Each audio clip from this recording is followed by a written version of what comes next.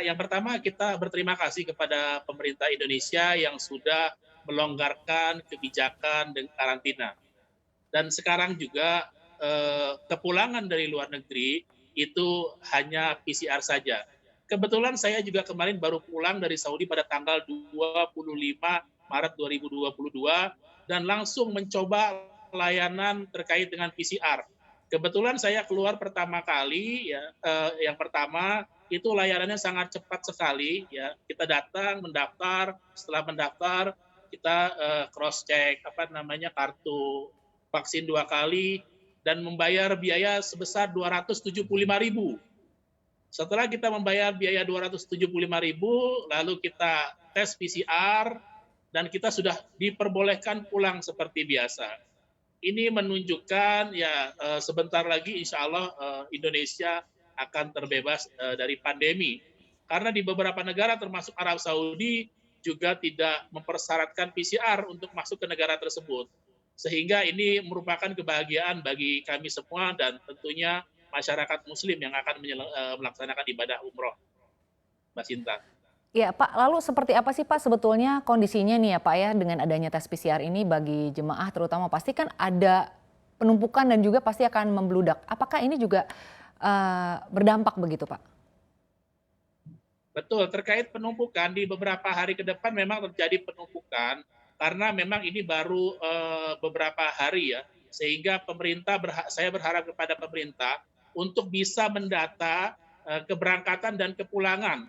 Nah, kemarin satu hari itu mencapai sekitar 2.000, sedangkan petugas di bandara ya untuk pelaksana PCR ini sangat terbatas, sehingga antriannya mencapai 4 sampai 5 jam. Namun berdasarkan pengalaman kemarin, pemerintah sudah mengantisipasi berapa banyak jamaah yang akan pulang ke Indonesia terkait pelaksanaan ibadah umroh gitu. Sehingga antrian sekarang sudah bisa diatur karena pesawat itu kan mendaratnya sudah bisa dilihat jadwalnya.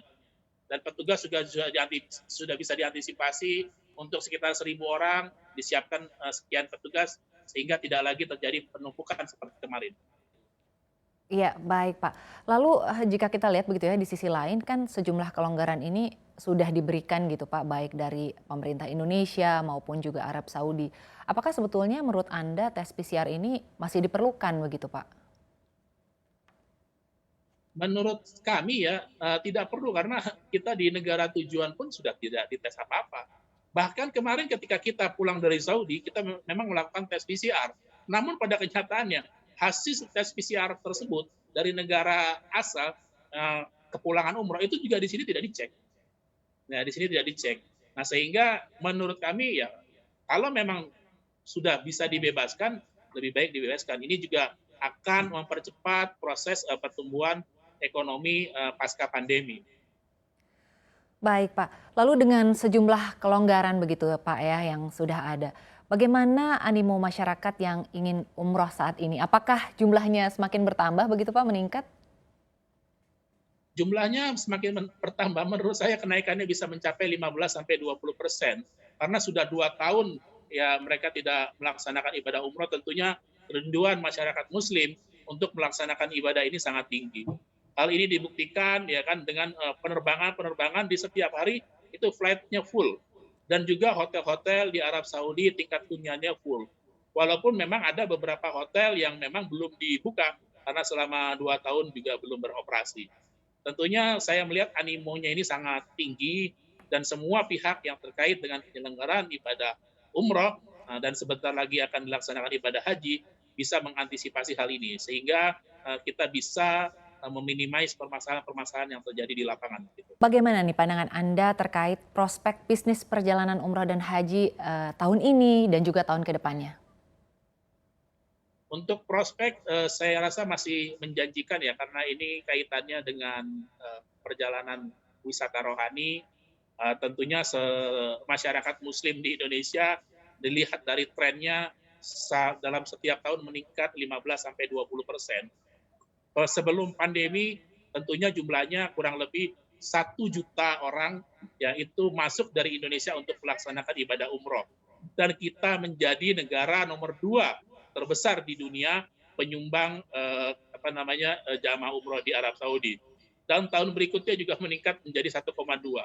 Tentunya apalagi pemerintah Arab Saudi sekarang membuka selebar-lebarnya kedatangan umroh dan wisata untuk visi Saudi 2030 yang mencapai 30 juta orang. Gitu. Baik Pak, lalu ada nggak sih Pak saran dari Amfuri gitu ya Pak ya, terkait tes PCR yang masih ada di Bandara Soekarno-Hatta, apakah menurut Amfuri sendiri, sebaiknya tidak usah ada lagi deh begitu? Pandangan Anda sendiri bagaimana Pak? Ya tentunya kami berharap PCR kepulangan sudah tidak ada lagi ya, sehingga ini bisa meningkatkan minat masyarakat untuk bisa mendaftar umroh kepada travel-travel yang memiliki izin dari pemerintah, baik pemerintah Indonesia maupun pemerintah Arab Saudi.